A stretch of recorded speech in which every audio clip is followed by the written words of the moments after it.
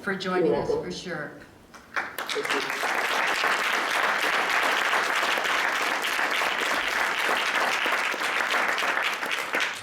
First of all, I would like a motion to adopt the agenda. Trustee Clark, a seconder. Trustee Manning. All those in favor? Thank you. The first part of our agenda is that we will be receiving delegations and guests. This is, it's not a debate. We won't be answering questions during this. It's just that the presentations will be made and we will accept the presentations. So we're starting with Laura Neild, and her presentation will focus on relevant topics, information to help better inform the trustees in their role as decision makers. So thank you, Laura. Before you start, Laura? Yep. I think this thing is on. Before you start, you have 10 minutes as a delegation, and at 9 minutes, I will hold up. I don't have a yellow card, but I have my pink piece of paper, so I'll hold that up when you get to 9 minutes. Okay, got it. Okay, so obviously I don't have a lot of time, so I'm going to jump right into this. My name is Laura Neild. I'm a Summerland resident, and I'm going to give a brief presentation tonight about decision making as elected officials. So just to start us off, roles and responsibilities. So this is right from the Trustee Association site. I just wanted to remind us all in the room here today about roles and responsibilities, make sure we're all on the same page and aware. So trustees engage their communities in building and maintaining a school system that reflects local priorities, values, and expectations. They listen to their communities. The boards are directly accountable to the people. So remember that as we move on. Further on, I go into your successful governance model, and I can look at some mandated responsibilities of yourself and your staff. So I just want to point out to the trustees that we're well aware that you have a strong relationship with your staff, and we understand that that relationship is essential for you to be successful as trustees. And in fact, there's even a mandated responsibility, and that's at the top of the slide there. It says the day-to-day runnings of the district, including decisions relating to students, fall within the authority of the superintendent and staff. So we recognize that. However, as you go further into that document, it talks about, although many board responsibilities are carried out on the board's behalf by administration staff, some matters, including policies, must be dealt with by the board themselves. And of course, this includes why we're here tonight, school opening and closure decisions. It further goes on to tell you that it's okay to ask for more information beyond your staff. So we understand you trust them, we understand you need them, but in decisions like this, you need to go beyond them. Then you have a module for your training session that I went through. It's called Module 1, You and Your Team. And in there, it talks about keeping relationships strong. It talks about good decision making, having healthy debates, working with your district staff, and engaging parents and the public in processes and decision making. Oops. Okay, so having said all of that, I just want to remind you and remind all of us here that the community is saying things, and it's more than just a few parents. So I wanted to highlight a few of the actions that have occurred that I think are important for us to remember tonight. First off, there has been a petition that's gone around, and we, at the time when I made this slide this morning, it was X number. We are still tallying, but at the current time, we have 1,780 signatures from Summerland that aren't saying don't close Trout Creek School. They're saying, Board of Trustees, please stop, please listen, you're decision makers that need to consider what the community is saying. And clearly the community is saying, we've got some concerns. You've also received numerous letters, emails, and that's about transparency, about the fairness of the process. We've brought forward some alternative uses. I've seen some other options brought forward. You have, I didn't even count, I printed the agenda, you have numerous correspondence. You've also received a letter from the District of Summerland Council. They have asked you to work with them to come up with a solution. You've also had some of your own trustees step up, recognize that there may be some flaws in process, and the most recent ombudsperson investigation into the process that you've put forward. So remember, based on all of these things, your role, your responsibility, listen to your communities. The board is accountable to the people, and you need to make good decisions. And in this case, because it's a school closure, your decision goes beyond your staff. You need to listen. I'm going to highlight some of the concerns quickly, just to remind us all. So we have selection criteria, we have process concerns, the model that's being proposed, and some safety. So in your decision-making criteria, overcapacity, you've indicated that you're going to provide schools with preferred capacity ranges. Out of your 18 options, 5 were removed because of overcapacity. One of those was in Summerland. And then we look at the data with option I now brought into the situation, and you can clearly see that Summerland, your data is showing overcapacity. We have, oh, I gotta click. Got some animation happening. So the transparency is not there. You had a clause that said overcapacity was excluded, and then you have a case of overcapacity. You can't change the rules as you go along. We are confident, this is a statement from Linda, March 15th, to a parent. We're confident in the numbers given to us by our secretary, by our staff. And again, we understand you need that, but you also need to look beyond that. I'm not saying that this is perfect, but I'm saying you need to do more review of this. So again, Summerland, 102 capacity, and we're left with 1 elementary school. All the other communities have ample room to grow. Naramata and Cleveland can double in size before they reach their capacity, and Penticton, you're going to have 200 free spots. Any future family moving into Summerland does not have the ability to go to school in Summerland if they're in that K to 3 grade.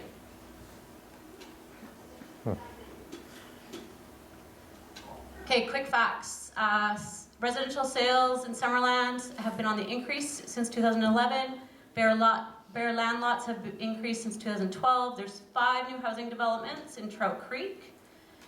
We have a statement from Amanda Brown, who's with Summerland Realty in Summerland. Of the 60 homes that she sold last year, 30% of those were to families with children between 0 and 9. So clearly, families are moving to the area.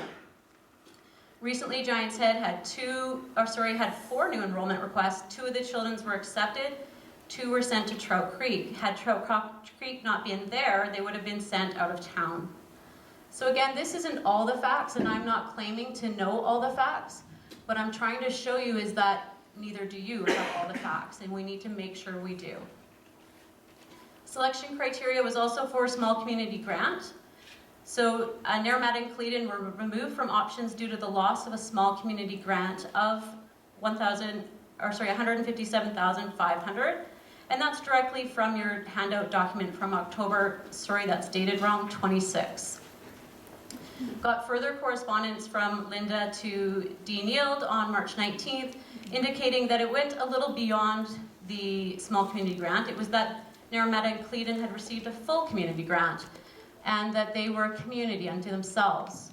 Linda further went on in the media to indicate that because Trout Creek doesn't have a grocery store or post office, it wasn't deemed a community. And just a little side note, not to be smart, but Cleveland doesn't have a grocery store either. Yes, it does.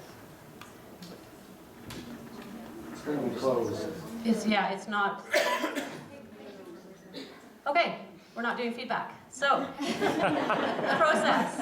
Option I, announced January 6, 2016. Public meeting held January 12, 2016. You gave Summerland 6 days to prepare for quality feedback. And I know that your response is you had until the final decision to make comments. Clearly, if you want confident, quality comments from a community, you wait till the community meeting to receive those. That is the place for the community to provide those comments. Model, tried and true or not. So you've seen some of these stats before, I'm sure. BC has 1,120 elementary schools, 23% are K to 3, 98 aren't. Oh, sorry, did I say 23? Thanks for correcting me, 2.3%. Average number of students in K-3 schools is about 94. The largest one currently sits at 225. So Giants Head would be the largest in the province at this model. And we just don't know much about this model to be supersizing it at this time. So it's 382% above average. That's pretty significant. Again, we just need to look into this further. Okay, we've got professional opinions on this model. Dr. Glenn Sinclair, 40 years experience, just indicating that there are flaws with this. He's concerned about the children's well-being with this change. We also had Claire, and unfortunately I didn't get her name. She came to our community meeting. She's a grade 4 teacher in Coston, and she works in a K-4 school, and she's observed firsthand anxiety from kids moving into a school at an older age. Again, needs more review. Last thing I wanted to touch on was safety. How am I doing for time? 1 more minute. I can't see that. It's just telling you 1 more minute. Oh, okay. Blank. Okay, kindergartens. Okay, so your document indicated in your criteria that you're going to take safety into account. Just a heads up, kindergarten students need to be dropped off by their parents at the door. I'm guesstimating that's probably about 40 vehicles in the Giants Head area. We've got professional opinions saying that Giants Head has poor drop-off locations, and the RCMP have also indicated that Prairie Valley Road is a concern to them. I'm whipping through this. Bus drop-off zone, area to park, not to park, sorry, to do drop-off. This is the area left for parents to park. Not significant. This is the area that children walk, no parent supervision, into the gated area where teachers are providing supervision. So again, listen to your communities. The board's accountable. Please consider making good decisions going beyond your staff. My recommendation to you is to delay this vote or reading tonight, to wait until Summerland has had a chance to understand, have confidence in your decision, investigate options fully, and I personally will commit to working with the City Council and all the PACs to bring forward alternate options within a time frame that works for you. There is an option of the District Parent Advisory Council that I've seen on your website, so I'd be willing to look into that if it interests you. Thank you. Thank you.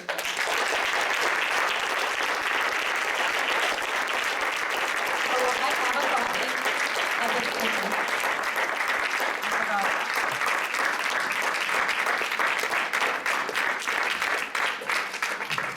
forgot. So next up, we have Rick Hatch.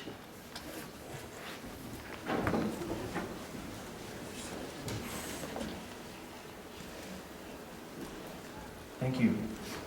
Well, I definitely don't have something as fancy and well put together as the PowerPoint. Really good job, Laura. That was fantastic. Just prepared a few words for tonight for you trustees. So thank you for the opportunity to speak tonight. I'm here as a West Bench Elementary parent. However, I believe, as I have from the beginning of this process, that closures of rural elementary schools should be avoided at all costs. Trustee Clark, Trustee Shepherd, Trustee Planadin, Trustee Van Alphen, and Trustee Manning, I urge you to reverse your vote to close these wonderful schools. At the outset of this process, the Board of Trustees expressed a desire for public input and extensive consultation through meetings and written feedback. Since that time, we have seen overwhelming and consistent public support in favor of keeping West Bench Elementary open. If indeed the board feels compelled, as it should, to honor public opinion, surely you must take any action possible to cut costs besides the closure of these schools. Specific to the West Bench, two proposals are relevant. The first is the proposal put together by the RDOS Parks Commission to lease a part of West Bench Elementary as a recreation office. Throughout the consultation process, a meeting was requested to explore the possibilities of the RDOS working in partnership with SD67 to create revenue to support our school. The second, and possibly much more significant, is a second proposal by RDOS Area F Director Michael Bryden. This community taxation initiative proposes to raise approximately $150,000 annually to offset the operating costs of West Bench Elementary.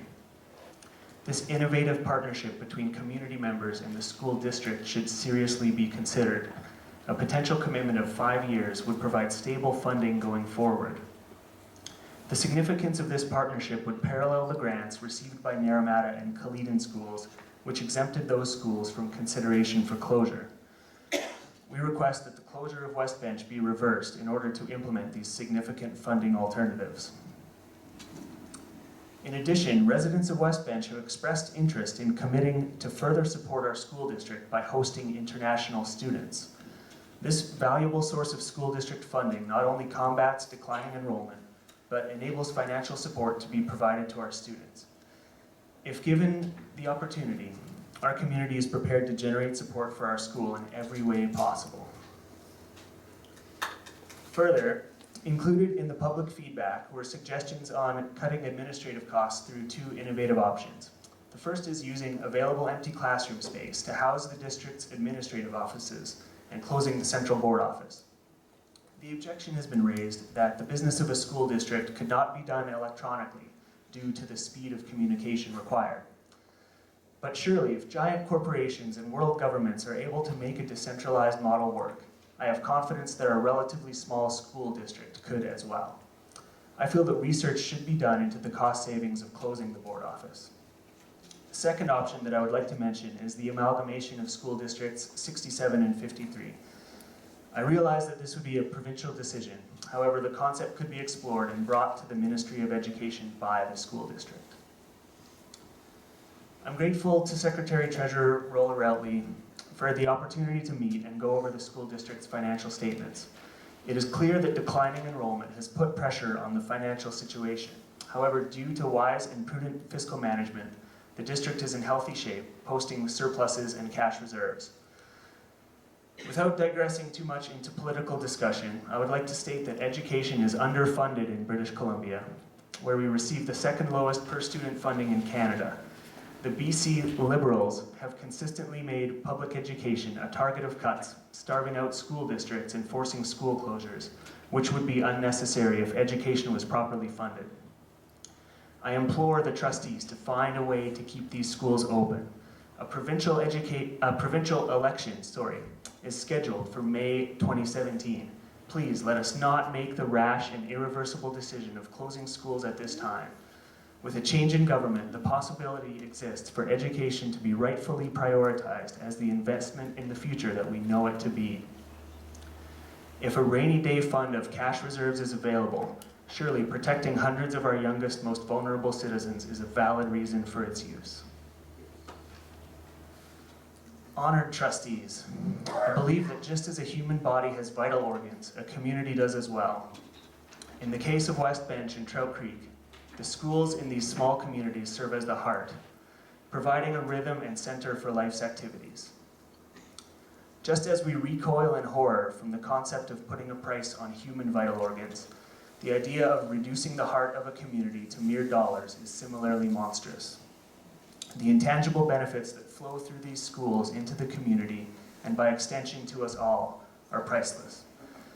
By removing the schools, you remove the lifeblood of the communities, and just as surely you will see the expected results: a decline in the number of young families moving in, reduction in property values, and the stigma of shuttered buildings, sending a message that this is not a vital and thriving community.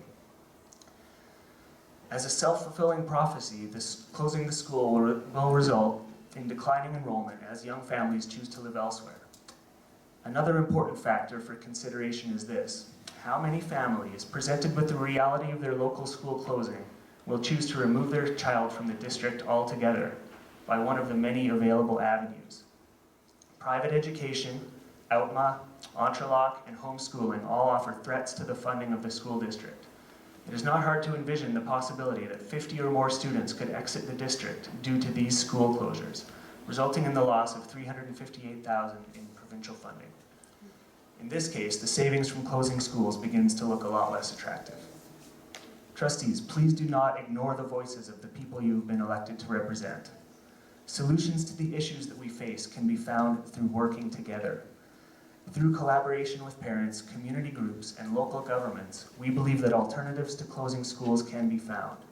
We believe that we have demonstrated viable financial options to keep our rural schools open. I urge you to provide community members with opportunities for authentic participation to truly transform our school district from challenge to opportunity. I implore you to amend your position and vote to reverse this decision while these options can be fully explored. Thank you.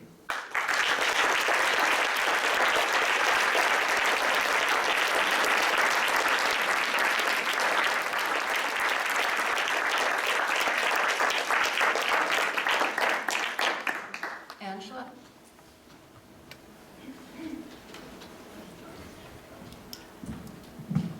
I am not as good with the computer as Laura is, so I have old-fashioned pictures to share with you today.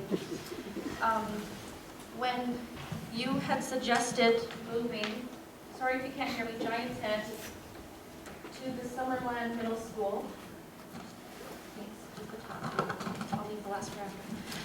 When you had decided that you wanted to move the school from Giant's Head to the Summerland Middle School, measures hadn't even been taken to measure the field space and make sure that it was sufficient to bring a playground over.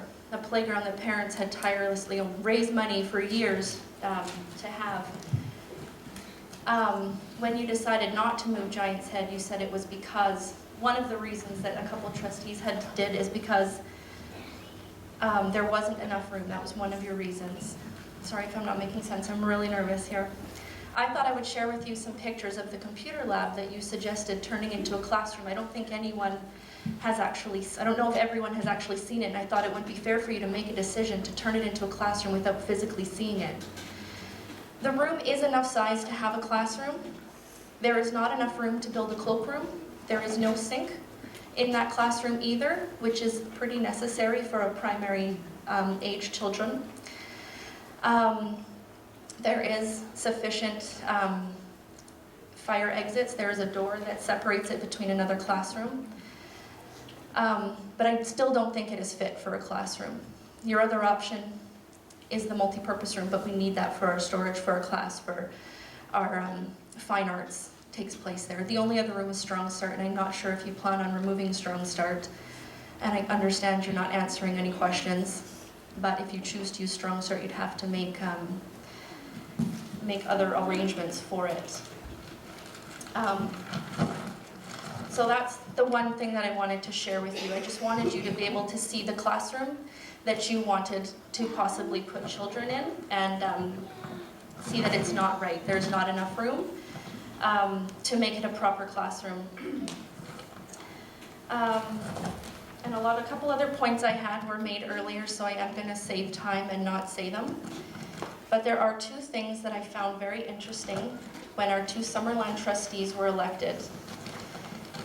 One of them said they saw the next 5 years, and this was taken in October 8th of 2014, I'm assuming just before the election.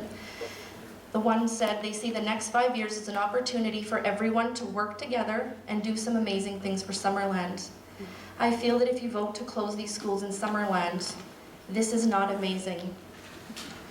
You are leaving little to no room for growth in Summerland, and that is not amazing. If by working together, you mean disregarding City Council requests and ignoring parents' requests to work together, then we have different ideas of what that is.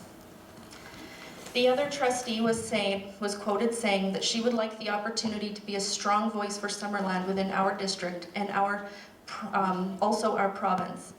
I think Summerland is a really unique place, and we have the opportunity because we are small and there is a huge sense of community.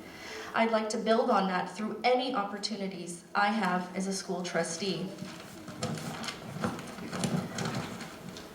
This is your opportunity to be a strong voice for Summerland. This is your opportunity to either delay the proceedings or to stop them altogether and not close Trout Creek Elementary and not reconfigure the other schools.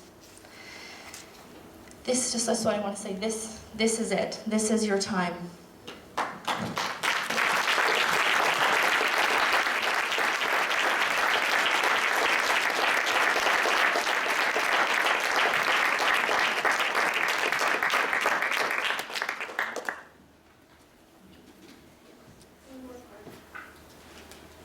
Thank you. I don't know if you've ever met these two, but those two are my children. Those are two of the faces that are going to be affected if you close the school. My child, the girl, needs this school to be K-5. She needs that leadership. She relies on it. She depends on it. And if she doesn't have it, she's going to flounder all the way to grade 8. And I don't even think she'll get it then. I do what I can do for her, but she needs her peers. And I really urge you to stop this today, to look at other options. I will work with you as well. I have lost sleep. I've put hours and hours and hours thinking of ways, and I will continue to do so. Please either vote against this or choose to delay this. Thank you.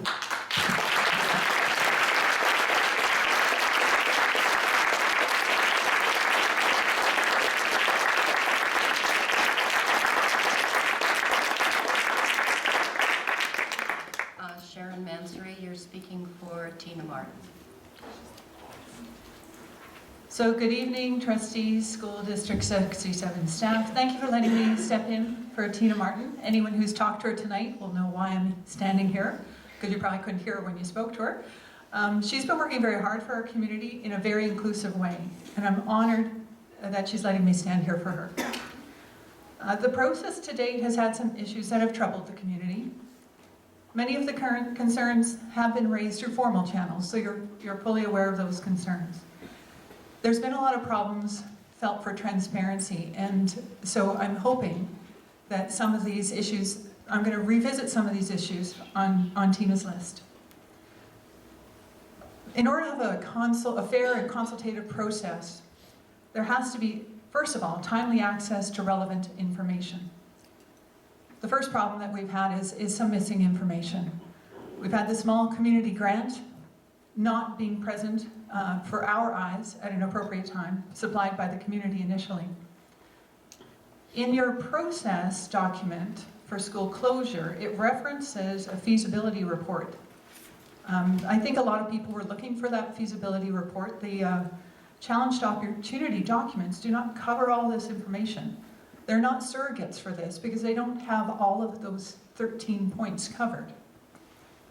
Also, further to that missing information, that school closures document is actually 3 pages long.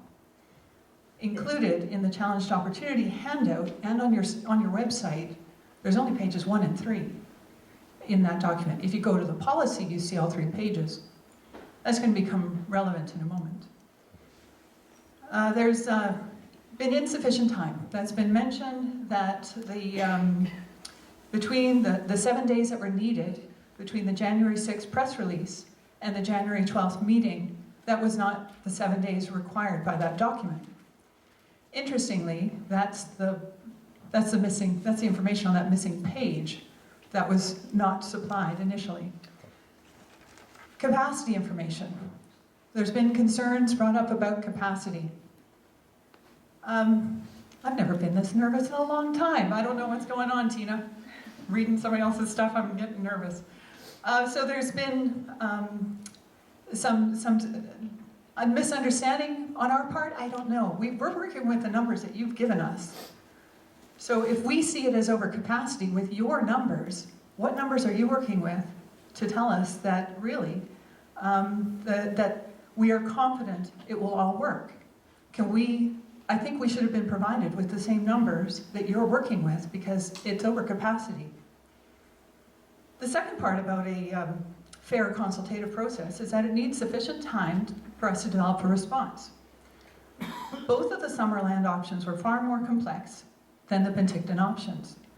And a fair consultative process, we probably should have had those 7 days, not the 6. I mean, it's, quibbling, I know, but it's your process. We also had some pretty interesting things happening in Summerland.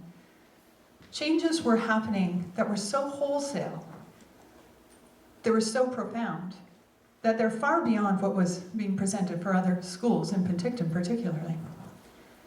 I know that we like to work to deadlines, and I know that to the letter, except for that initial 7-day one, you've met the deadlines. But I really think that in education, minimums aren't what we're usually aiming for. We usually aim a little higher. And I think Summerland deserved more time for those complex renditions.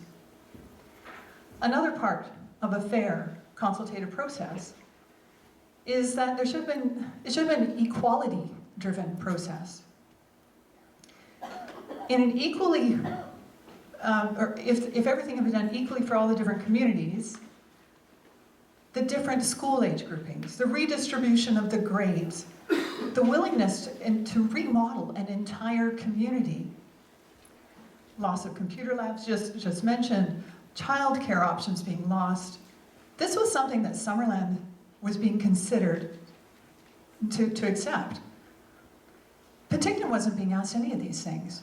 That doesn't seem very equitable and fair. In fact, if you look at what's happening, what's being proposed for Summerland, you might say that we're in a financial exigency. Why were these different? It wasn't equal between the two communities. That's really important for you to consider. You are all, and it's not just our Summerland trustees, because once you're elected as trustees, it's all of you for Summerland, it's all of you for Penticton, and it's all of you for the RDOS. So another on this equally driven process that should be part of this fair consultative process. Summerland students probably shouldn't be shouldering 115% of the cuts. They haven't done anything wrong. They haven't done anything different. I think that your board is responsible for administering the debts in an equal way. Now, I know one of the answers might be, but you're not able to answer today, is that we can't cut half a school. But I do think you've been offered opportunities to work with the community where we could find a more equitable thing to the resolution. Because it's not just 115% cut this year, that cuts forever. So our Summerland students are getting 115% of the burden in a longer period, over many years. I shouldn't ad-lib, I should stick to the script. So the other thing that's super important when you're needing to be part of a fair consultative process is transparency. And it's been brought up already, and here I had planned myself, if I was going to speak, that I don't want, I want all of you to consider your own actions. But I'm going to bring up one. But I know that there's transparency that everybody could have helped. But one example that I'm concerned about, or that I'm concerned about, is that, yes, it was brought up, there are different costs for students attending schools in Summerland and Penticton. And Linda Van Alphen has said, but if one school has greater numbers of vulnerable students, they would cost more. And I appreciate that. But Linda didn't say that the costs line up exactly and are explained exactly by the vulnerable students. We should be able to ask these questions. If they really are higher costs for the vulnerable students and not simply lower costs because we have bigger class sizes, that should be something that we should be able to see. That should be something our trustees should be asking to see. I think that before you vote, I think you should be asking the staff, I think you should be directing them tonight, asking them tonight, is there evidence that there is more vulnerable students? That explains the cost differential. In closing, I'd like to say, and this is me adding a little bit because I got the chance, we recently had a community meeting in Summerland, and we tried to provide a balance of information that was super important to both the presenters. It was Laura and I at the front. This is what we've been wanting and expecting from you. We need balanced information. We don't need self-justification of this is why I did this. We need balanced information. We need to know the pros and cons of everything. That is your responsibility. And it isn't two trustees for Summerland and nobody for RDOS. I mean, all of you are for all of these places. So one of the problems when a group like you has been put under the pressure that you've been under, and believe, we know you're under pressure. is that you forget who your constituents are because you become a group. This group that you're sitting with becomes more important than the group that's out here that you're representing. And I think that's something that I'd also like you to consider tonight, because I know that you've been under pressure, and I know that's what happens to a group. So I'd like you to look out at the audience. I'd like you to think of the parents that you've met in all those meetings, and I'd like you to consider us as your constituents, rightly so, as opposed to thinking of the group that you're sitting with tonight. Thank you.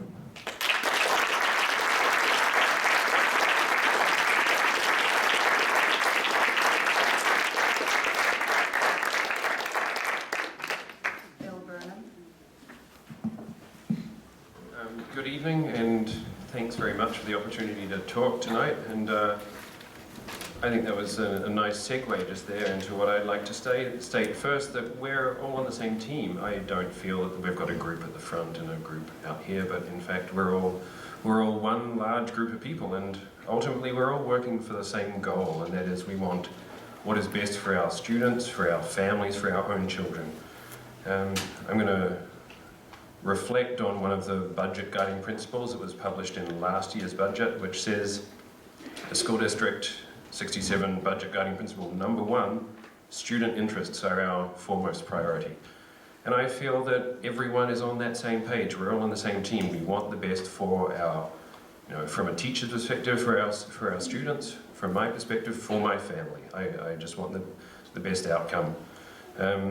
And to reiterate that we're on the same team, even the logo that is used for School District 67 is putting education first. So I think we're all on the same page, so I don't want to have this division here, and I feel like I should stand sideways so we're all facing the same way. But anyway, I'm motivated to stand up here tonight primarily because of option I, the proposal to close Trout Creek and reconfigure the entire Summerland district. And I think there are some shortfallings, and some of these have been made apparent already with what other people have said, and I'm an optimist by nature, so I have to step out of my comfort zone and sort of talk about the negatives of the proposal, which are elementary age children will be taken out of Trout Creek and bused out of their community by the definition of whoever decides that it's a community grant.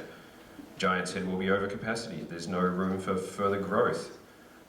If the elementary school is at capacity and more families move to the region, then what happens to those families? It's not future-proof. It doesn't allow for things to change in a positive fashion. And there is the loss of potential grant money. I understand that there's a budget-driven process, and losing a grant doesn't help balance the budget.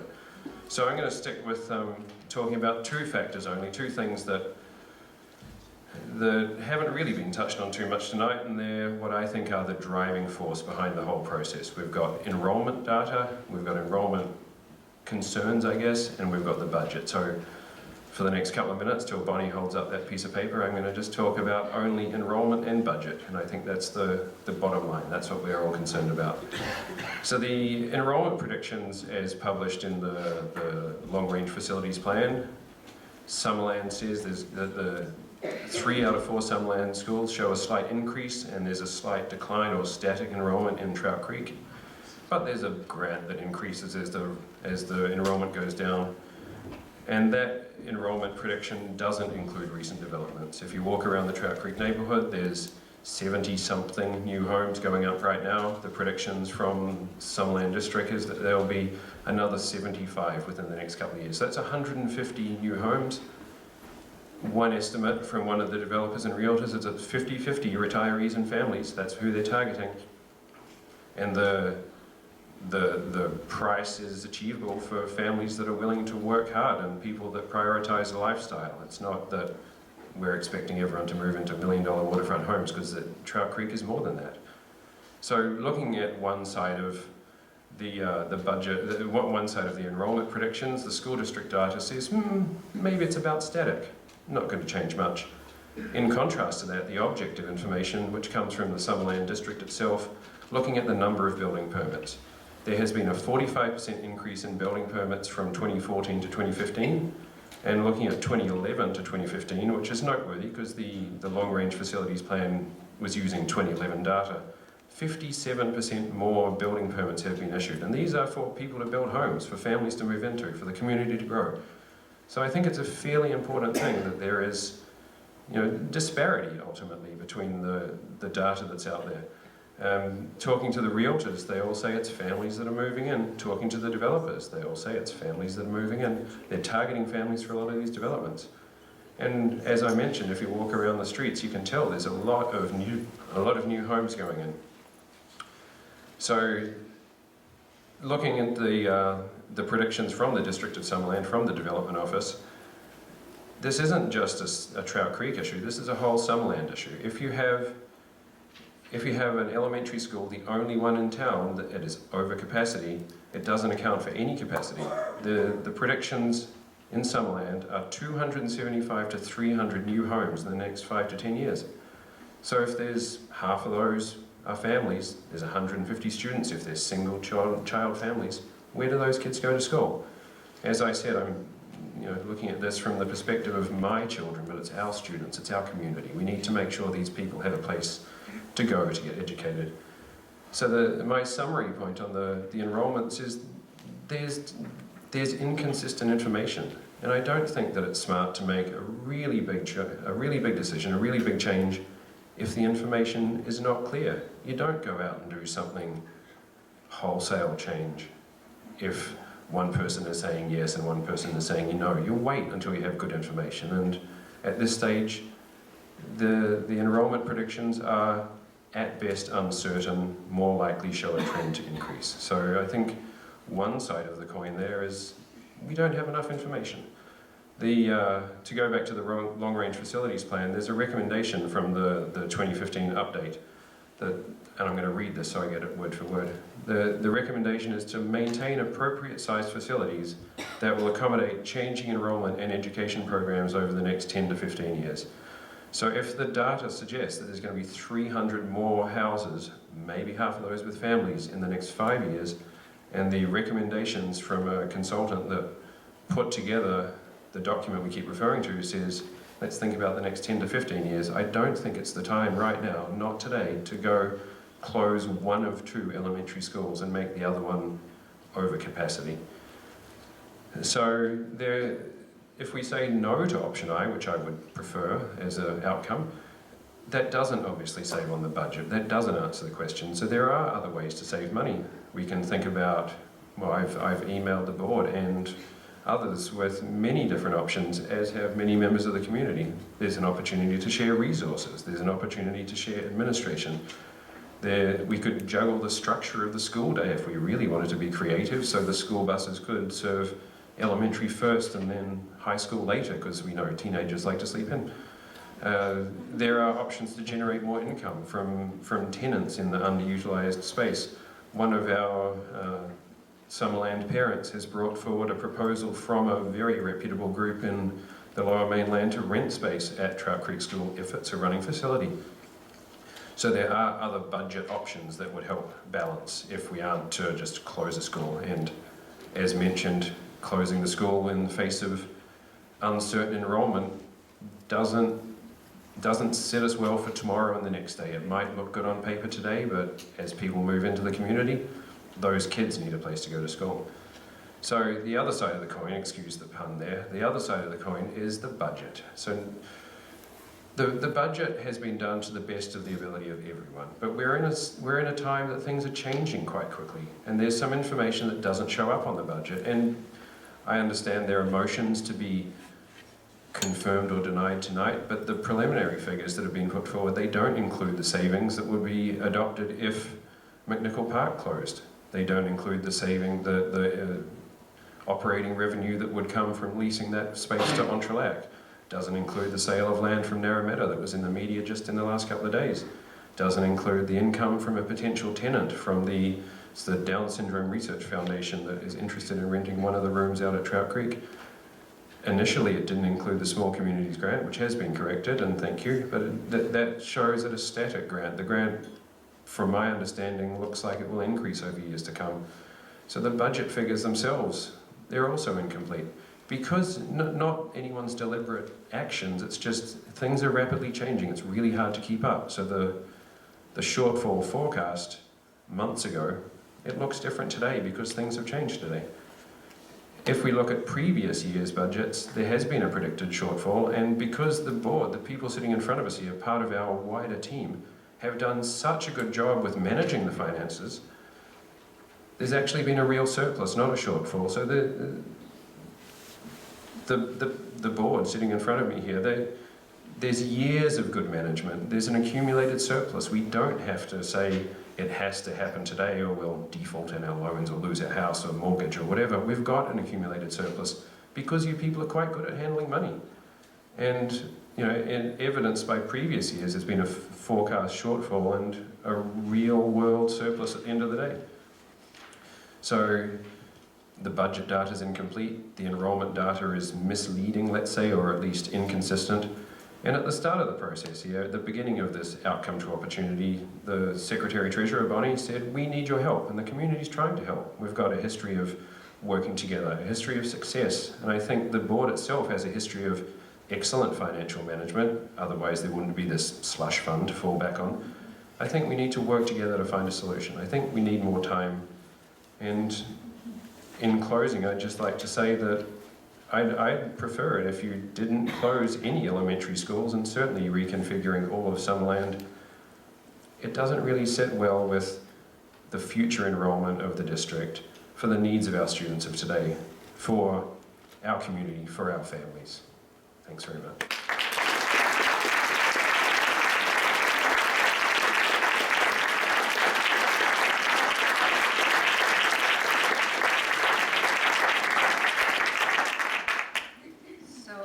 Next up, we have Ed Thiessen.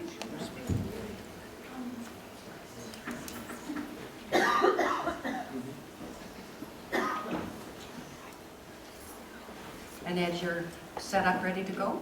Yep. That one's ready.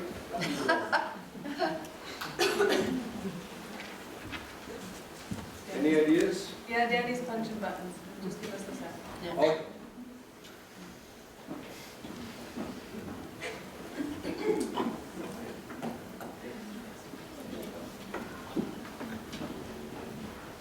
You guys must need glasses looking up there. Just a quick thing before I start the part of the presentation I prepared. I've heard a couple comments that Giants Head is projected to be over capacity by a little bit already. I'd like to point out that since December, 14 new students have joined Giants Head, and that's not counting the 2 that had to be routed to Trout Creek. So starting off the school year with a very full school could definitely make people have to go to Penticton. So I requested to address the board tonight after a careful consideration of the facilities review process and the resulting decision to reconfigure Sutherland schools. I had 2 issues that I'd like to bring forward to the board, and I'd like you to consider prior to voting for your 3rd reading. Now first, it's a large part of my job to review numbers. That's probably most of my job. I'm not an educator. When I first publicly proposed the closure of Trout Creek as an alternative to Giants Head, the configuration was presented solely based on numbers. I took it for granted that a K-3 configuration was considered normal. I was surprised to find out that educators had concerns over this configuration, so I decided to research the configuration on the internet. I'm hoping that everyone on the board's done that as well. But what I found out is that I was wrong. While K-3 schools do exist, they have only been considered as an option to keep children in their own community and out of larger schools. That's the exact opposite of what is being done with this proposal. In fact, after spending very numerous hours that my spouse will vouch, searching school boards and individual schools across Canada, I could not find one school that was near the size of Giants Head. The closest was only 66% of the proposed size of Giant's Head. I also was unable to find one report recommending the adaptation of the K-3 configuration in schools above 150 to 160 students. The school board is on record as saying that the K-3 is a normal model. My research suggests it is not a normal in larger schools. And the question I ask is, have the trustees been supplied with evidence that supports that a 360 student K-3 school is in the best interest of our children? If not, they should do their own research and give serious consideration prior to finalizing the adaptation of this model, as it may not result in an equitable opportunities in education for our students.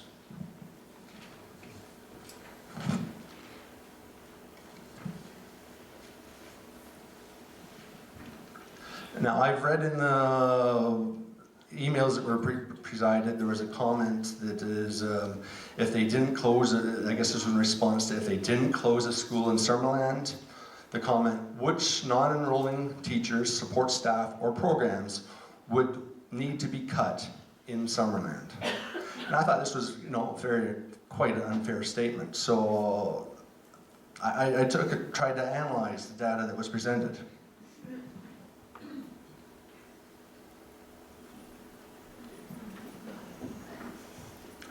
Unfortunately, the facilities review only considered capacity utilization, and this was the only documentation that was fully disclosed. Given that the school board's own decision-making criteria included responsible fiscal management through optimization of facilities, with the goal of attaining best value for its money, a complete facilities review should have included the cost per student of operating its facilities. Now on the slide here is School District's 83 briefing note.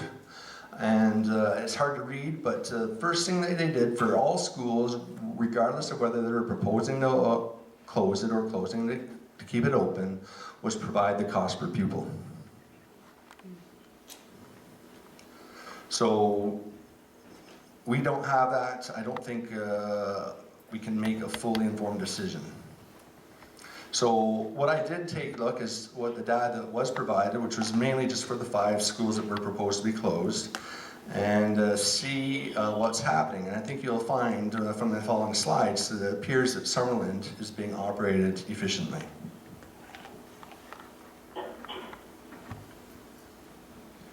First, the analysis of the 5 schools for which detailed data was made available indicated wide variation exists in utilities and direct maintenance costs. $272 per student at Giant's Head to a high of $630 per student at Carmine. Now this is not teaching funding, this is just utilities and maintenance. A large amount actually was utilities, and I don't know why, but it seems like Summerland might charge a bar board less for utilities than Summerland. I don't know, you guys might be able to confirm that.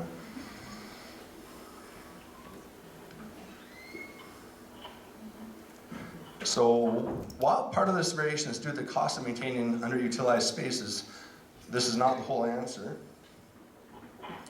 And you'll see that Trout Creek at 67% capacity actually has lower direct maintenance and utilities costs per student than Parkway, which is at 107% capacity. I don't have the answer for this variation, but it does indicate that analysis of costs should be undertaken to identify how to realize the best value for the school district. Simply closing schools is not necessarily the best value. I'd like to point out that given the number of students in the school districts, significant cost savings could be realized from such a review. For comparison, the school board is currently spending $200 more per student in the operation of schools, that's just maintenance and utilities, outside of Summerland versus Summerland. $200. If you multiply that by the amount of students outside of Summerland, the savings would be $860,000. Now, again, I don't know that that carries through to the high schools and middle schools. I can only guess, because we don't have the data to show that.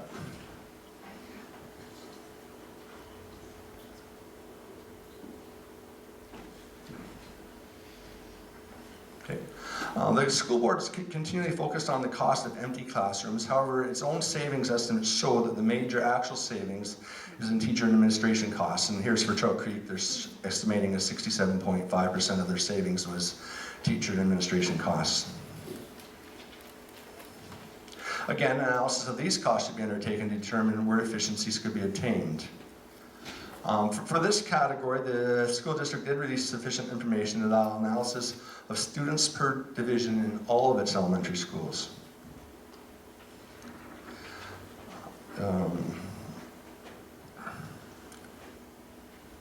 The data showed a 24% variation in students per division between the most efficient school, happens to be Giants Head, and Parkway was like a fraction of a percent shy, and Cleveland, with other schools near Cleveland's ratio. Again, if the whole school district is operated as efficiently as Summerland, the district would realize a significant savings.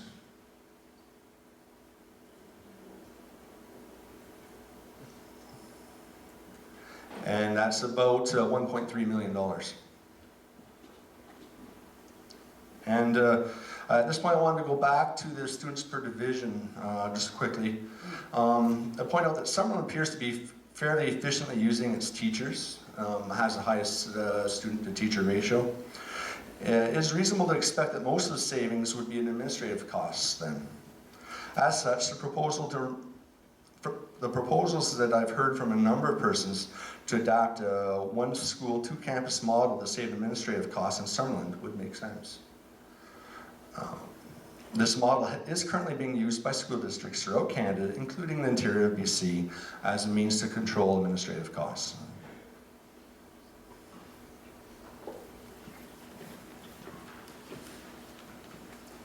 I'd like to finish off with my analysis of operation costs and simply stating that Summerland appears to be efficiently being operated. And just these two categories alone, the difference is $2.2 million. I see that. Is that my time saying it's just 1 minute? All right. I could see that if major renovations are required in the next year, a decision might be necessary. However, given the significance of this decision, it should be postponed for a year to give due consideration to all factors. I had a little bit more, but since my minute's up, I'm just going to stop right there. Thank you very much.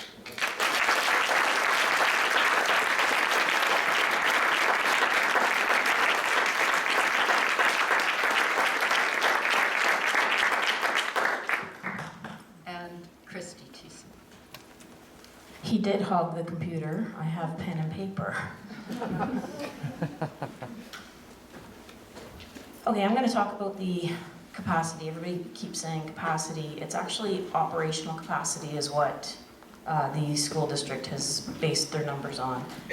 Operational capacity is outlined in the, can't remember the name of the document now, but for a kindergarten class, it's 19 students. For a school that operates as a grade 1 to 5, it is 22.6 students. And for a school that operates as a 1 to 3, it's actually 21 students. So we have Giants Head currently listed at a capacity, operating capacity of 354. You base that on 2 kindergarten classes and 14 1 to 5 classes. It's actually 3 kindergarten classes and 13 1 to 5, so the number should be 351, not 354. If we change to a 1 to 3 school, we'll have 4 kindergarten classes at 19 students each, that's 76, 13 divisions of 1 to 3 at 21 students, which is 273, for our operating capacity of 349. The proposed amount of students to put into the school is 360. Now that doesn't mean we're going to be overcrowded. Operating capacity and the contractual, I think it's called capacity, or there's another capacity, and that's where you can fill up the classes to 30 for 4 to 12, 22 for kindergarten, and 24 for 1 to 3. So there is room for more students. So Dave is correct. There is room for all the students at the start of the school year. Not partway through the year, though. I'm still holding out on my bet.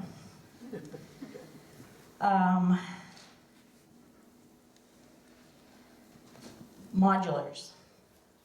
When we ended up going to full-time kindergarten, I'm not sure that's what the motivator was, but we received 2 modulars. Modulars are different than portables. Modulars are affixed and they have plumbing, but they aren't part of the permanent structure. Portables are just kind of shipped in and shipped out.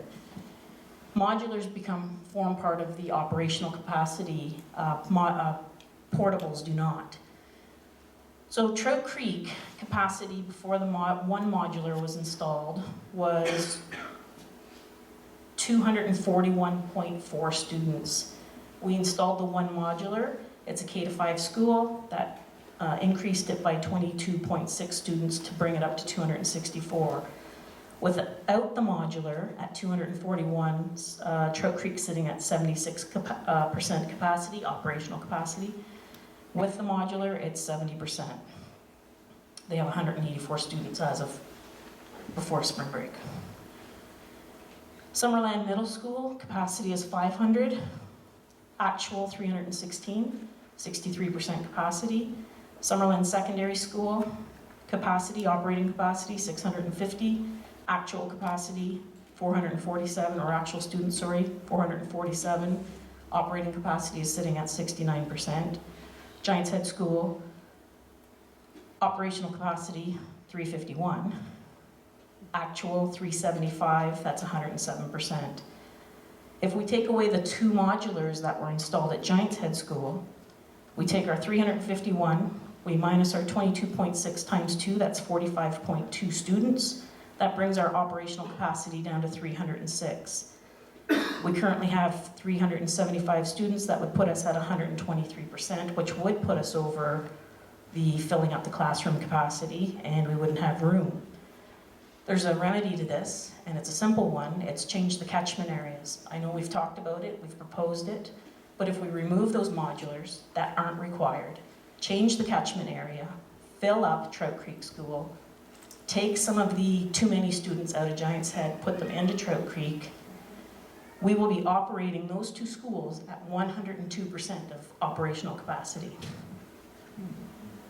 Clearly, the issue is not at the elementary school level in Summerland. It's at the middle school and high school, we know that. And we've been working to try to prevent losing one of those 2 schools.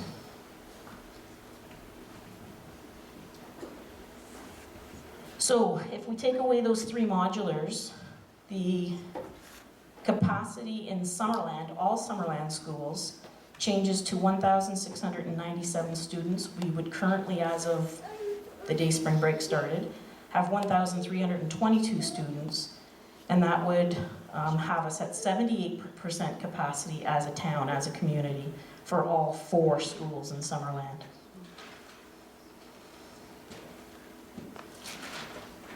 A computer would have been a lot better. 78% capacity Summerland wide without the modulars. If in the long range, the 2011, we keep referring to this document, the 2011 long range facilities report, I think Phil mentioned it, talked about making the best use of the space that we have, and that includes decommissioning space that's not being used. If we decommission some of the space at the high school, that would further increase the capacity in Summerland schools, filling up the capacity. Now the fun part. On March 22nd, the federal budget was released. The 2016 federal budget was released. The Minister of Finance tabled the budget, and he announced that the CRA, Penticton's largest employer, would receive additional funding, resource funding. Collections, which is the largest part of CRA in Penticton, would receive nationally $351.6 million over 5 years. Audit for tax evasion and tax avoidance would receive an additional $444.4 million over 5 years. And client services which we don't have, would receive $185.8 million over 5 years. It wouldn't be far off to assume that a portion of that funding may create new jobs in Penticton. The CRA building in Penticton keeps growing, it keeps getting new people in there, so it stands to reason some of that money is going to go there. Now, having said that, I personally know that a significant portion of the employees at the CRA building in Penticton live in Summerland, have children, and their children go to school in Summerland. Given this new information that just came out March 22nd, it's quite likely that Summerland School population will grow based on this announcement alone.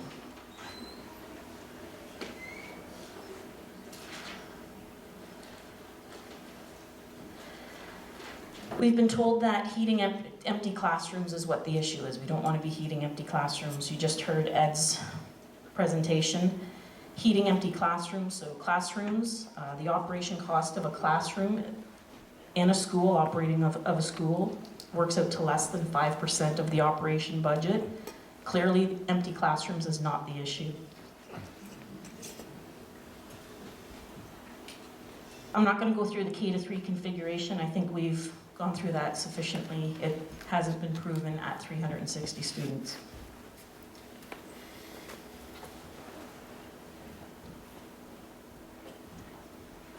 Okay, so the issue is operating money, not empty classrooms. We know that Summerland elementary schools operate pretty lean compared to Penticton elementary schools.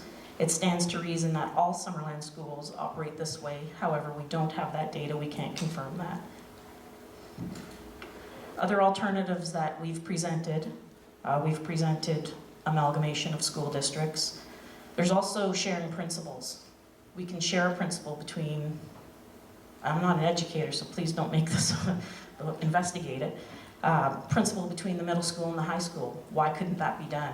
That's a big ticket item right there. That's one less body we have to pay.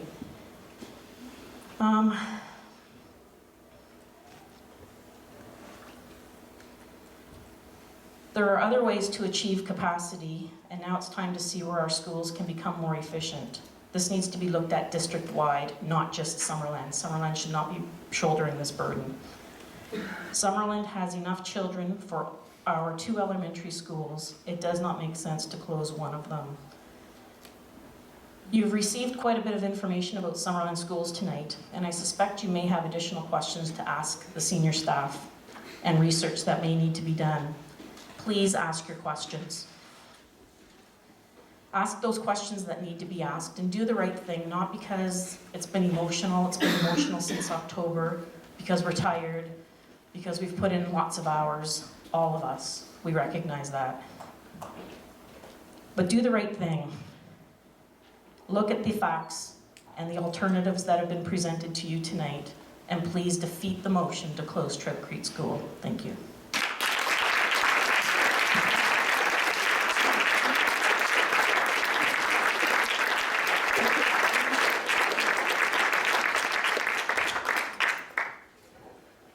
Well, thank you to all the presenters. I know that there's been an awful lot of work and effort put into it, and we'll move on with the agenda. So, approval of the minutes of our previous meeting. The recommended motion is to approve the minutes of the Special Board of Education meeting held on March the 9th, 2016. So if I could get a mover, a Trustee Flanagan, and a seconder, Trustee Shepherd. And all those in favor. Thank you very much. So we're going to go into the third readings of the bylaws, and our Secretary Treasurer will read the bylaws for us.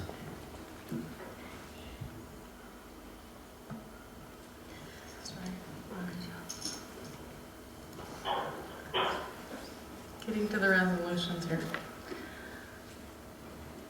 Be it resolved that the Board of Education of School District Number 67, Okanagan, approve the permanent closure of Trout Creek Elementary School, facility number 06777-003, located at 5811 Nixon Road, Summerland, BC, on June 30th, 2016, by giving school closure bylaw number 2016-01-Trout Creek Elementary School, third reading, passed and adopted this 30th day of March, 2016. Could I have a mover, please? Trustee Goodlake? A seconder? Trustee Manning, I forgot your name. Trustee Goodlake, would you like to start Yes, I would. I'd just the like to conversation? yeah, thank you. I'd like to sincerely thank everyone for your input over the last month. It's nice to show the passion that you have for your children and your schools, and also the crowd up here has been working very hard. The Vice Chair, I get to take this opportunity to thank our Chair, Linda Van Alden, for all the work that she's done, and our management and district staff as well for the amount of work they put into this whole process. I think it's very important that we understand that our slogan in the past has always been, and certainly in my career, kids come first. And if you're in a scenario that we're in right now, with the budget process obviously going to be very difficult, on one hand, you can close absolutely no schools, and you're not living by that slogan. You're not taking kids into consideration if you do that, because you're going to have to lay off a lot of teachers. A lot of programs that you're used to having, that I used to have, or my kids had, will no longer exist.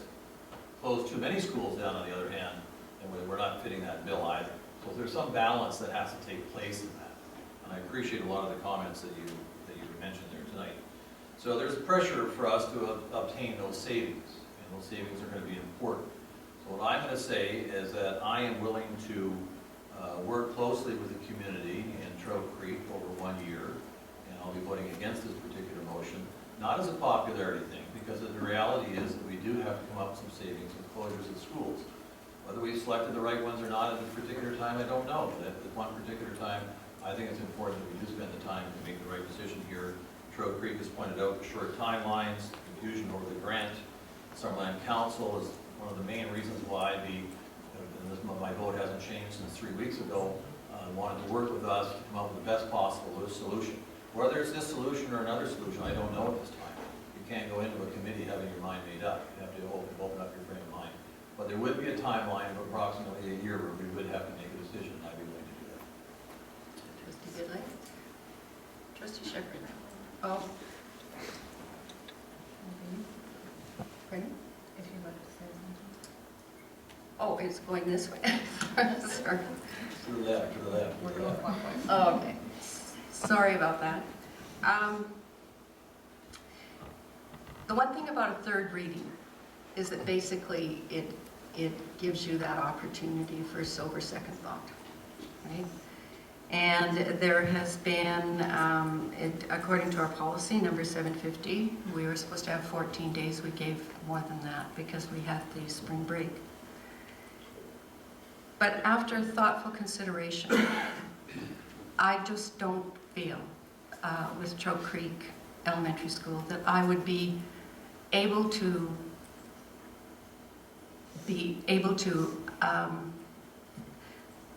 not support this motion. And my reasoning for that is because I feel that it's more important for us to have the children in classrooms where they're getting the support and the teachers and the resources that they need. If we don't make closures, then we're going to have to make cuts. And I think that that's something that is missed in all these conversations. So I would be voting for this motion.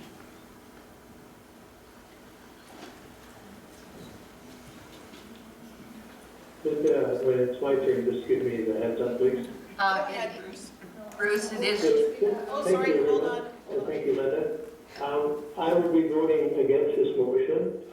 I do not want to see us close Trout Creek School.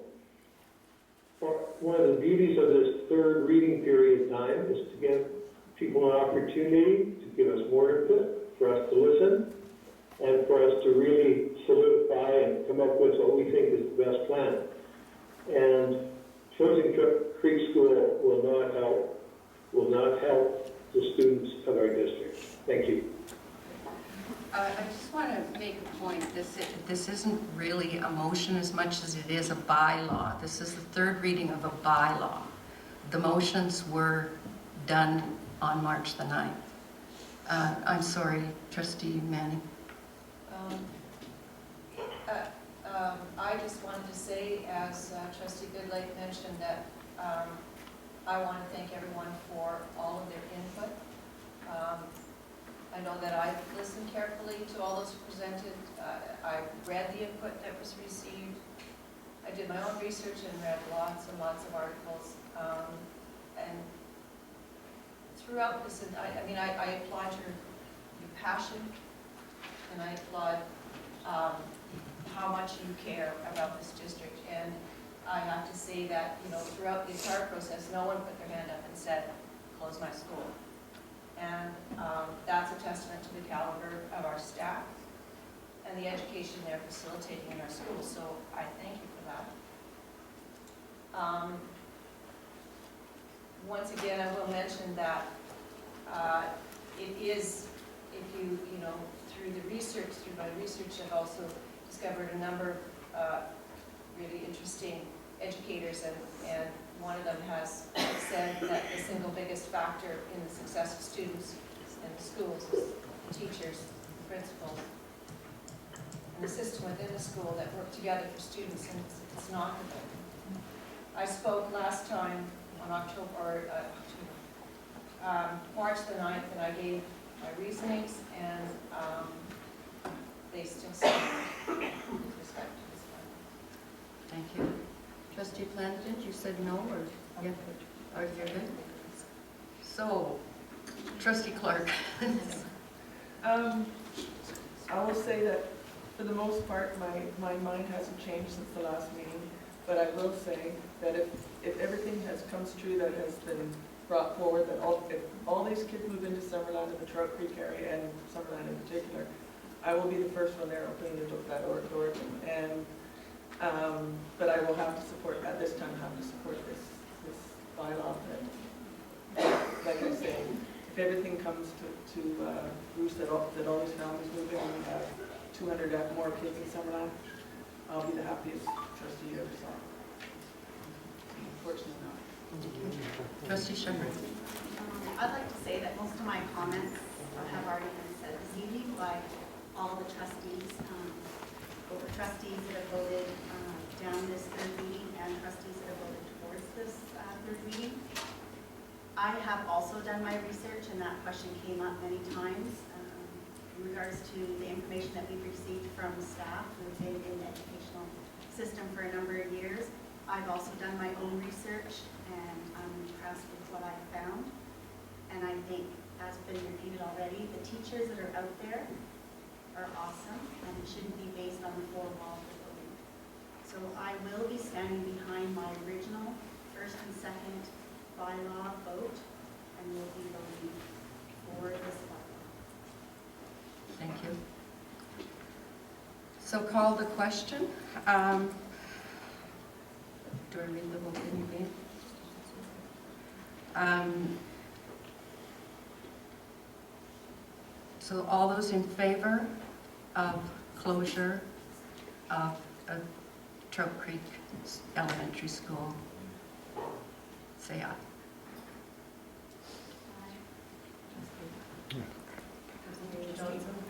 Trustee Johnson? No. Thank you.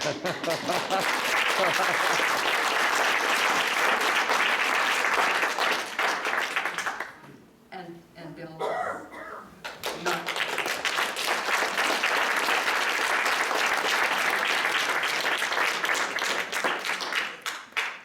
Would both Trustee Johnson and Trustee Bidlake like your vote recorded? Yes, please. Yes.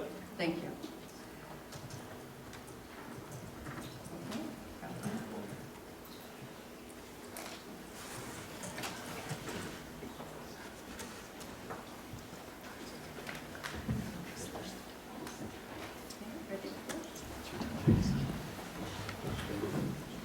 Be it resolved that the Board of Education of School District Number 67, Okanagan, Skaha, Shameful. approve the permanent closure of McNichol Park Middle School.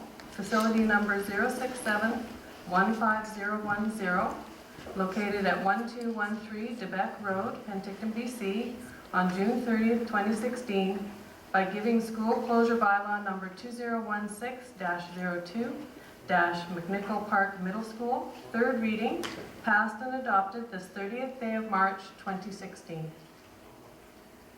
If I can have a mover, please. Trustee Clark.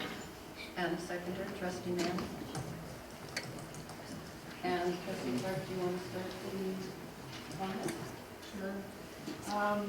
Well, there wasn't much outcry about McNichol Park publicly with letters. Quietly, people that I've known that have gone to this school and children that are presently in the school talked to me after the side, and they were very brokenhearted about the school, but they understood where we were coming from. I will stand by original vote, and I will regretfully vote for it, like for any school. It's a regret, but it's something that we have to do.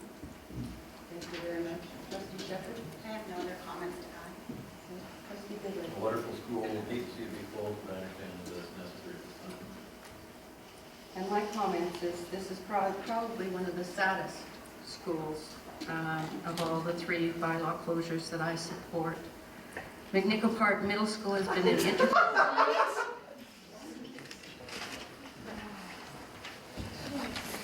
McNichol Park Middle School has been an integral part of our middle school system for the past 14 years, with a staff of 20, some of whom have been there for their entire careers.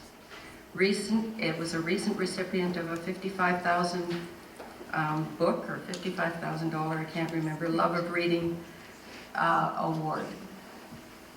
So it isn't, from my point of view, it isn't that this is sad for some schools and not others. I think it's sad for all schools that are in these bylaws.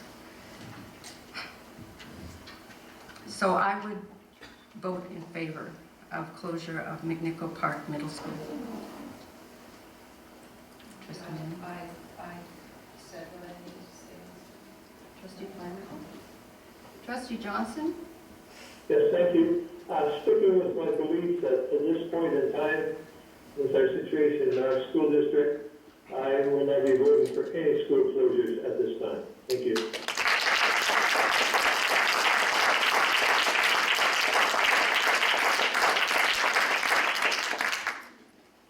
So to call the question, all those in favor of the closure of McNichol Park Middle School, please indicate, put up your hand.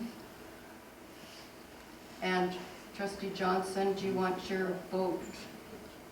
You're against, so you want your vote recorded? Yes, please. Okay. Thank you.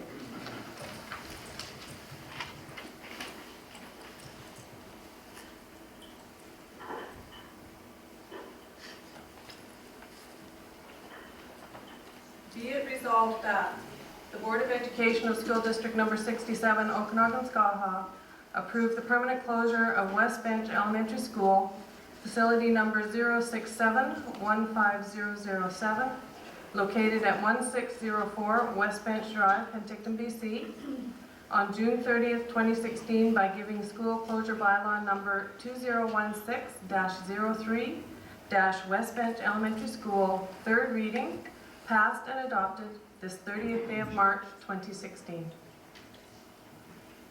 Could I have a mover, please? Trustee Flanagan, and a seconder, Trustee Shepherd. Trustee Flanagan, do you want to start comment? Trustee Clark? Oh, Bruce, I'm sorry.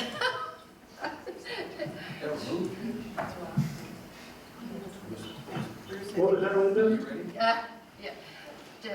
Do you want to comment on the closure of West Bench Elementary School?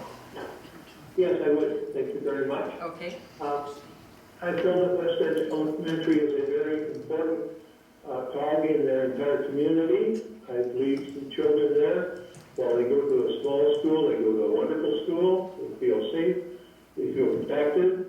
It's a chance for all the families to get together in one place. And I'm very much against busing elementary school age students across town, so I will not be able to support this motion.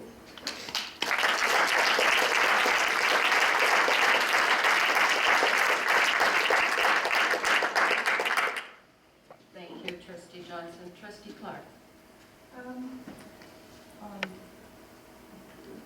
What's there left to say? It's just a sad situation. And that's what people have to understand. It's sad for us as well as the students. Trustee Shepherd? I've already made my comments at the very beginning. Okay. Trustee Goodley? I'm not in favor of rural schools being closed. Sometimes it's necessary when you get into the financial situations that we're in nowadays. However, we've been approached by the RDOS to hang on for a year as they may look at some form of taxation, so I'd be willing to wait on for that year to see what happens. So I'll be voting against this agreement.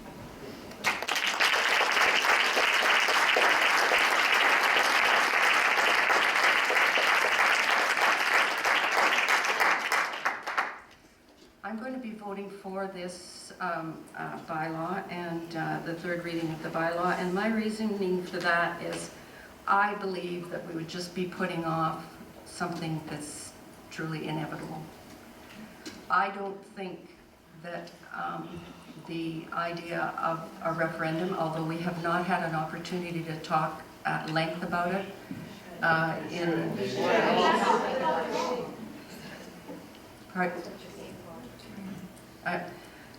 anyway, we haven't had an opportunity to talk at length about it amongst our trustees.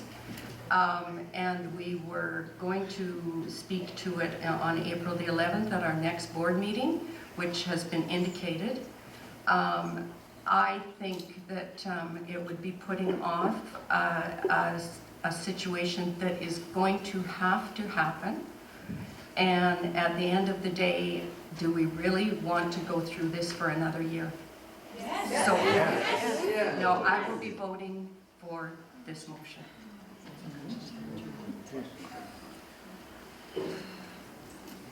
This is really heartbreaking for me. I know this school, I know some of the students, I certainly know the parents, and I have been wrestling with this for a long time. The thrust of my original vote to keep the school open on the resolution was regarding my concern for the First Nation students, Aboriginal students that are in that school. I have done, and I would have liked to have been able to point to a successful district-wide rollout and implementation of the new curriculum. It certainly has Aboriginal learning woven throughout it. I think that, and then at least for the time, I think that this is really hard for me, and hard for everybody, I know that. But also during this last little while, I've also been doing further research, looking at, a little farther into the curriculum. I went completely over the Aboriginal Education Agreement today and have been, done, like I say, done my research, and I am more comfortable now that these students will be supported at Carmine, whichever school they attend in the district. I also know that we have an outstanding Aboriginal education staff.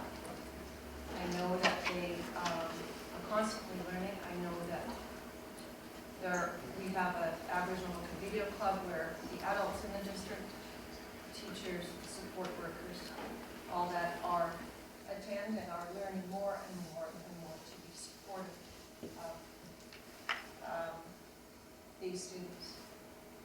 And that's what I have to say. Thank you, Trustee Manning. So you moved it, and so we'll call, if I could call the question. All those in favor of the third and final reading for the closure of West Bench Elementary School, please say aye. Put up your hands.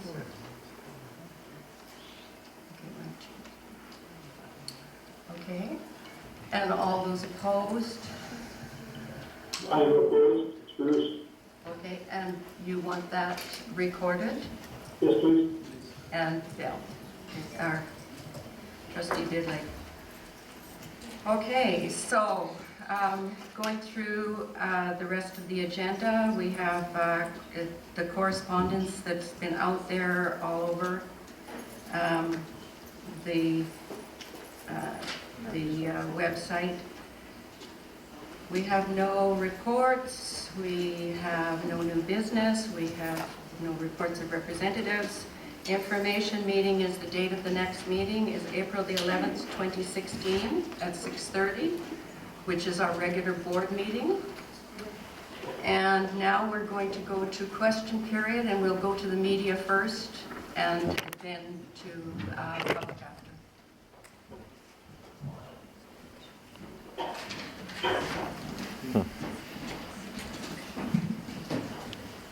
Thank you.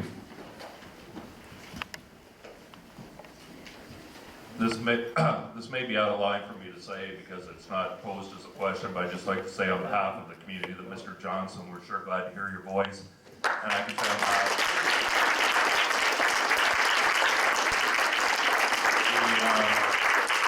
our social media has been lighting up with best wishes for you, and I think I say that on behalf of everyone in this room and the community, that they sure are glad that you're with us and keep fighting what you're fighting.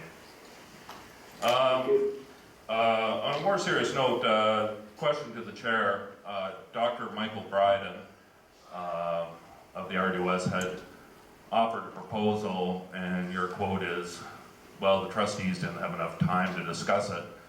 So you're not even considering this proposal from Dr. Bryden as an RDOS chair? Why? Why not? Basically what happened is it came in after the March 9th, obviously.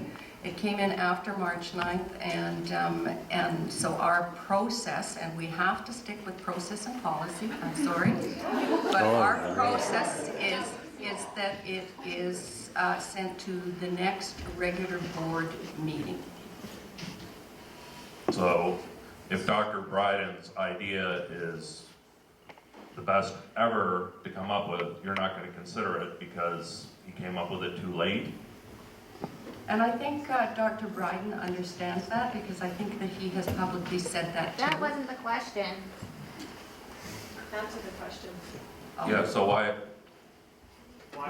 you're saying, well, we're delaying the inevitable. Well, maybe we are, but you're not even, this table isn't even willing to, like, we have everybody here now. You could put a late item on the agenda and you could discuss what Dr. Bryden has suggested. No, you can't, because this is a special board meeting, and you're not, after a certain period of time, you're not allowed to add anything to it. Secondly, this week we also learned at an RDOS meeting, not from this board, but through our reporter, that the district has purchased a piece of, or I beg your pardon, the RDOS has purchased a piece of school board property from the tune of at least $400,000, that's correct? It's actually, I think, $450,000, and there's an offer on the table, and I think our Secretary Treasurer could explain to you the actual way that happens. It actually goes into capital, it's not operating money. So does this change the process at all, Secretary Treasurer Roller Revley? No, it does not. Why not? $450,000, even by large budgetary standards, is a somewhat significant amount of money. It absolutely is, and for the purchase of an asset, it must go into capital funding. 75% of that goes under restricted by Ministry of Education. 25% of that goes into local capital, and therefore must be spent on capital assets, equipment, maintenance of buildings, renovations, that type of thing. It cannot be spent on operating. Thank you. Next question. Can you give me the dates of your public consultation meetings that are held around the budget? They are not posted, or at least I'm not looking in the right place. When will the public consultation on the budget be held, and where? April 27th. I believe it's either 6 o'clock or 7 o'clock, and it is posted on the website. Oh, okay, I apologize, I did not see it. And that will be at the school board office, presumably? That's here at the IMC. That will be, okay. What has the cost on legal counsel been in this process for SDE 67? I haven't added it up to date, but I believe we are at about $10,000. $1,000. And the board has obtained legal counsel on this process. Absolutely. That's fine. Am I allowed to ask which solicitor firm is representing you? Harrison Company LLP, I would have. Vancouver. They are, actually, they represent 95% of the board. I see. And Chairman Van Elven, at a public meeting held at KBR School, you were asked from the floor why there were so many original options of 12 or 14 or what sort it was, to which your quote was, well, some of those are never going to happen. So if they were never going to happen, why was such a long, detailed process put out and not, here are the 3 or 4 options that we will seriously consider? I don't actually recall saying that, but you know what? I might have said that in a sentence, but in actual fact, we did look at the 18 and we pared it down to 7, and it was the 7 trustees on the board that pared it down to 7. So we asked staff to go out and take a look at anything that was remotely viable to do something about our 75% capacity in all the schools in the district, and they came back to us. Then we added the 2 from Dr. Bryden, and then we added 1 from Summerland. Okay, my final question is, seeing that we have 1 less Summerland school, would you entertain the idea of perhaps having 1 less trustee from Summerland and shrinking the size of the board?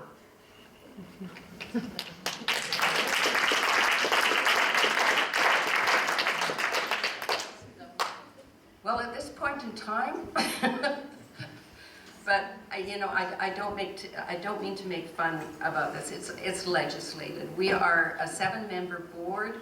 There are some boards that are 9 members. There's some boards that are slightly smaller than that, right? And so if, in fact, that was the wish of the people in Summerland, then by all means, for the next question, then you would start the process now, for sure. Did you meet with the city of Penticton 3 years ago? Was it suggested to you that a good cost savings method would be to amalgamate School District 53 with School District 67? Has that been suggested to you, madam? Who did we meet with that told us? The city of Penticton, was that ever suggested that maybe a great way to save costs is with them being a smaller board, geographically our neighbors, that that would be perhaps a way that some money could be saved, such as 1 superintendent, fewer principals, that sort of thing? Yeah, I don't recall that it was the city of Penticton. It's been talked about an awful lot in this last process. But again, that's a legislated thing. Amalgamations take time, and it has to go through the legislature. Thank you. I realize I'm asking a lot of questions, but I am going to take advantage of the opportunity. Has any consideration been put, and I am familiar with school closures because I've been doing this is my 31st year. I've been fortunate to still be in print journalism and have worked at various communities. And I find sometimes, especially in the first year, that whether it's a decision of choice or sometimes it's emotion, that parents will choose other alternatives such as the private system, which in this case I believe would be Holy Cross, or perhaps even finding space at that nice school in Kelowna. I would think that our Aboriginal students would also have the option of being educated at the PIB, so that could potentially be a loss of students. And does this concern you that 20, 30, 40 students could look elsewhere, and then all of a sudden your pool of available money goes down, and perhaps maybe keeping 1 of the 3 schools open could have been the same amount that you will lose from funding? I think that one of the things is that I think that this is a natural reaction, and we certainly have talked about it. Traditionally, what happens is parents choose to move their children away from public education. But I think the one thing that we all know in this room, that we have one of the best public education systems in this province. It is good. I know you don't like me being over fluffy about the school district, but I am. And we realize that that's a possibility. See, and I'm not disputing the quality of public education. I'm a champion of public education and never disputed the quality of education that's offered here, but you do agree with me that there are other options. I think Holy Cross is probably a fine school as well. In reality, there are other options, for sure. Okay, a procedural question. If somebody chooses to go to the private system, as this being the home base where they're from, does the board receive any funding even though they're going elsewhere where they are paying a tuition? No. No, so you do lose that funding? Yes. But homeschoolers, you still do get funding, correct? Somewhat? $250 per student. Okay. Thank you. You've been very generous with your time. I'll let my friends ask questions.